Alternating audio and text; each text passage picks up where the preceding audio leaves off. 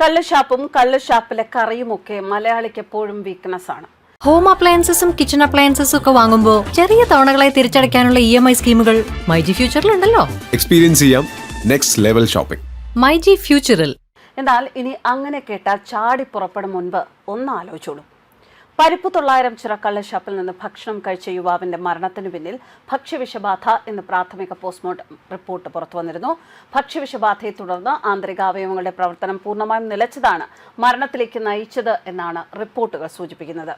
നമുക്കറിയാം, പലപ്പോഴും ഷാപ്പിലൊക്കെ ചെല്ലുമ്പോൾ വളരെ എരിവും പുളിയും ഒക്കെയുള്ള ഒരുപാട് നല്ല വ്യത്യസ്തങ്ങളായ മീൻ വിഭവങ്ങൾ, അതുപോലെ തന്നെ ഇറച്ചി കൊണ്ടുള്ള വ്യത്യസ്തങ്ങളായ വിഭവങ്ങളൊക്കെ കിട്ടാറുള്ള ഇടങ്ങളാണ് ഷാപ്പ്. അതുകൊണ്ട് തന്നെ വ്യത്യസ്തങ്ങളായ രുചിക്ക് വേണ്ടി മലയാളി എപ്പോഴും, അല്ലെങ്കിൽ ഒരു വെറൈറ്റിക്ക് വേണ്ടിക്കൊക്കെ മലയാളി ഫാമിലി ആയിട്ട് വരെ പോകുന്ന ഷാപ്പുകൾ ഇവിടെ ധാരാളമായിട്ടുണ്ട്. പക്ഷേ ഷാപ്പുകൾ മാത്രമല്ല പ്രശ്നം. ഷാപ്പുകൾ ഉപയോഗിക്കുന്ന മീന്, അതുപോലെ തന്നെ മാംസം, ഇതൊക്കെ പ്രശ്നമാകാം.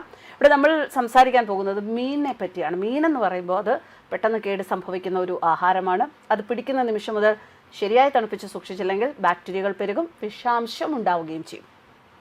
മറ്റ് സംസ്ഥാനങ്ങളിൽ നിന്നും റോഡ് മാർഗം മണിക്കൂറുകളോളം വാഹനങ്ങൾ എത്തിക്കുന്ന മീനുകൾ കേടാകാതിരിക്കാൻ അതിൽ ഫോർമാലിൻ, അമോണിയ തുടങ്ങിയ രാസവസ്തുക്കൾ ഉപയോഗിക്കുന്നതായി പലപ്പോഴും പരാതികൾ വരാറുണ്ട്. ചില ഇനങ്ങളിൽ പ്രകൃതിദത്തമായ വിഷാംശങ്ങൾ, ചില സീസണുകളിൽ ഹിസ്റ്റാമിൻ പോലുള്ള വിഷാംശങ്ങൾ അടങ്ങിയിരിക്കാനും സാധ്യതയുണ്ട് എന്നതാണ് സത്യം.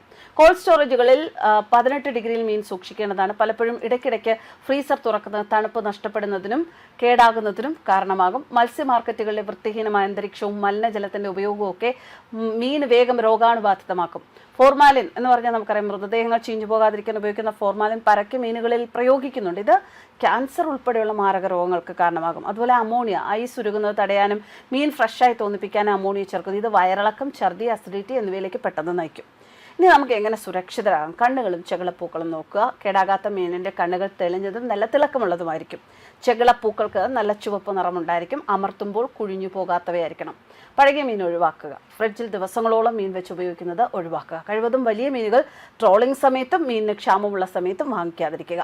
പരിശോധനയും പ്രതിവിധിയും ഭക്ഷ്യസുരക്ഷാ വകുപ്പ് ഓപ്പറേഷൻ സാഗർ റാണി പോലുള്ള നിരവധി പദ്ധതികളിലൂടെ നടപ്പാക്കുന്നുണ്ട്. ശക്തമായ പരിശോധനകൾ നടത്തുന്നുണ്ട്. ഭക്ഷ്യസുരക്ഷാ ക്ലാസുകളും വ്യാപകമായി നടത്തിവരുന്നു. പരാതിപ്പെടാനായി ഒരു നമ്പറുണ്ട്, 180042511125. ഒരു ടോൾ ഫ്രീ നമ്പറാണ്. ഇതിൽ വിളിക്കാം.